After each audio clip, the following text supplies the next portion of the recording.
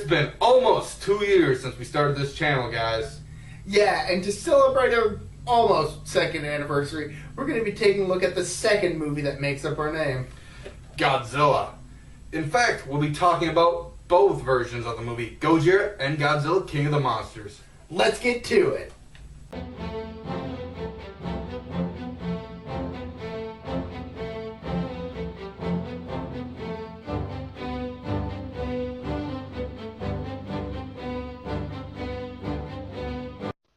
An American news reporter, Steve Martin, flies to Tokyo on his way to an assignment in Cairo. In the sea below, a fishing vessel is suddenly hit with disaster and a desperate SOS is sent out. Hideto Ogata answers a phone call and, as a result, is forced to cancel his date with his lover, Emiko Yamane. After landing in Tokyo, Steve meets up with the assistant of his college friend Daisei Serizawa, who informs him that Serizawa is busy with research. Steve is taken aside by Tomo Iwanaga to be questioned regarding whether he saw anything at sea during his flight. Tomo explains the strange details of destruction that occurred at sea. Another ship is sent out to search for the first ship when it too is suddenly destroyed at sea in a similar fashion.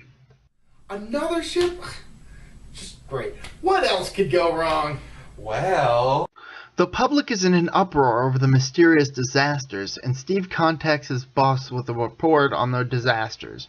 A trio of survivors are recovered and tell of what happened. The relatives of the missing sailors want answers. In the fishing village of Odo Island, a man is spotted floating offshore.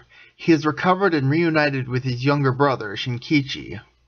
Steve and Tomo travel to Odo Island to investigate. That night, a ceremony is held in hopes of appeasing the local gods. The elder of the village likened the destruction to an ancient myth of a god named Gojira or Godzilla. That night, a storm rolls into the village. Shinkichi exits his home to investigate only for the building to come crashing down on his brother. A nearby helicopter is also destroyed. The next day, the villagers are in Tokyo, requesting aid following the disaster that befell Odo Island. A paleontologist, Dr. Kyohei Yamane, his daughter Emiko, Steve, and other individuals travel to Odo Island to examine the damage. Their investigation reveals heavy deposits of radiation on the side of the island most affected by the storm. In what Yamane suspects is a footprint, a trilobite is discovered. A warning bell is rung, alerting the village to danger. Going to investigate, the team witnesses the giant dinosaur Godzilla, or Gojira. Oh my Godzilla! Soon after terrifying the locals, Godzilla returns to the sea.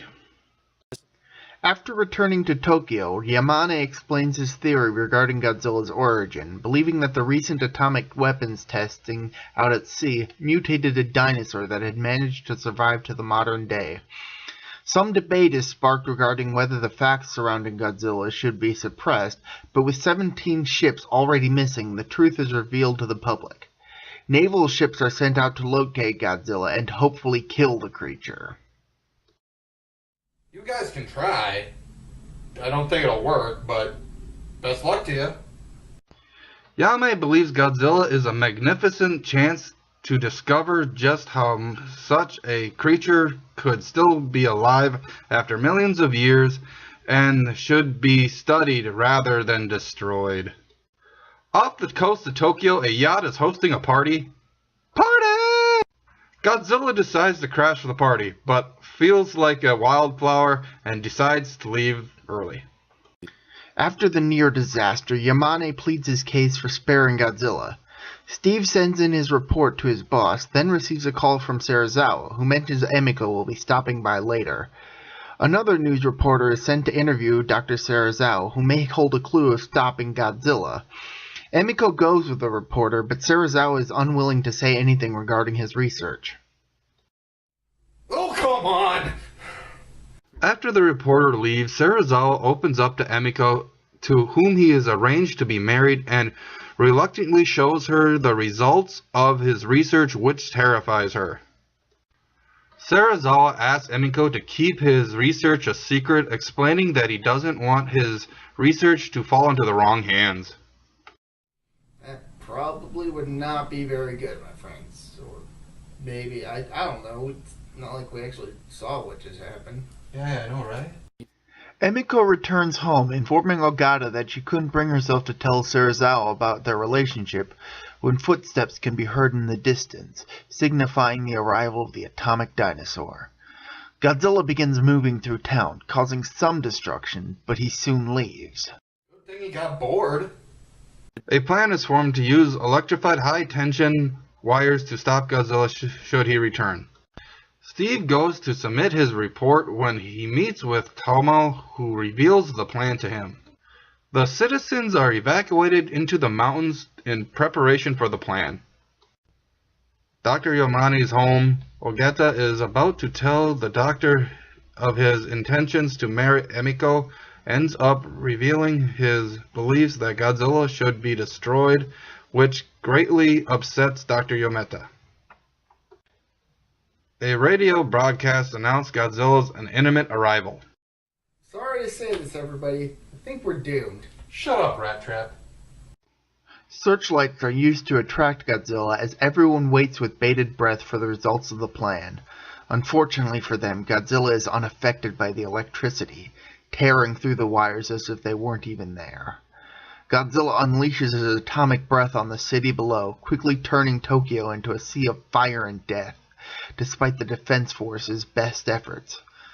As reporters, including Steve, broadcast news of Godzilla's rampage, the dinosaur continues his march of destruction. Godzilla soon destroys Tokyo Tower, killing many of the reporters as well before turning back to the ocean, leaving Tokyo burning behind him. You guys, in all seriousness, though, this is pretty terrible. There are people that are dead and dying. This is actually a pretty sad, sequence of events. Good thing it's fictional, but still. Yeah, very. Good thing it's fictional. Witnessing the destruction, Dr. Yamani realizes how dangerous Godzilla truly is. The JSDF mobilize to attack Godzilla as the creature leaves, but the monster pays them no heed. In the aftermath of the rampage, recovery efforts are put into effect to save the survivors, which include Steve, as well as mourn the dead. Emiko aids in the relief effort and confides in Ogata and Steve the truth about Serizawa's secret research. She's gonna tell us about the research? Yay! Serizawa created a substance he dubbed Oxygen Destroyer, which can quickly dissolve fish, leaving not even bone. Serizawa even likens his creation to the atomic bomb, explaining his desire to keep the world from learning of it. Yeah, it does sound about right. I mean, if it does that to fish, Ogata becomes convinced that the Oxygen Destroyer is the only way to stop Godzilla. Emiko and Ogata visit Serizawa, who initially claims ignorance of Oxygen Destroyer, but Emiko reveals that she told Ogata. Serizawa is still unwilling to utilize Oxygen Destroyer, and he and Ogata get into a fight, with Ogata getting injured. Serizawa admits that he's terrified of his creation and refuses to loose it upon the world. A news report covers the aftermath of Godzilla's rampage. The public mourning of the dead plays on television. Moved by the broadcast and realizing his creation truly is the only means of preventing another such destruction, Serizawa agrees to help, memorizing then burning his research notes to keep them from falling into the wrong hands. Sometime later, Ogata and Serizawa are preparing to dive down to Godzilla's location, as the creature had been tracked since its departure from Tokyo. The pair descends into the depths and prepare to use the Oxygen Destroyer to kill Godzilla, who is dismissive of their very presence.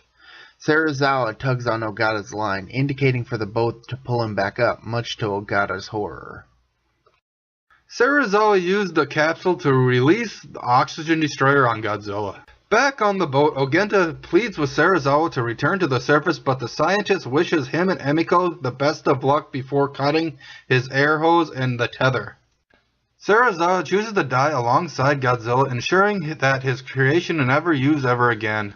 Godzilla dissolves into nothing, and after confirming the creature's demise, everyone mourns for Serizawa. Yamane voices his fears that if atomic tests continue, another Godzilla may emerge to punish humanity. Guys and girls, this is one of the best movies ever made, and I mean not just in the kaiju genre. Yeah, this movie is a classic. I would probably not be too far off to say that without this movie, the giant monster genre probably would not be nearly as far-reaching as it currently is. I agree. Even this channel wouldn't exist. I love this movie, but when I was younger and I saw it, it scared the poop out of me. Yeah, with as many cool giant monster movies as there are very few that can match up to the original Godzilla. Agreed. But I think there's only one that possibly can. The 1933 original King Kong film. Well, until next time, this has been me, Protomat. And I'm Tank. Later.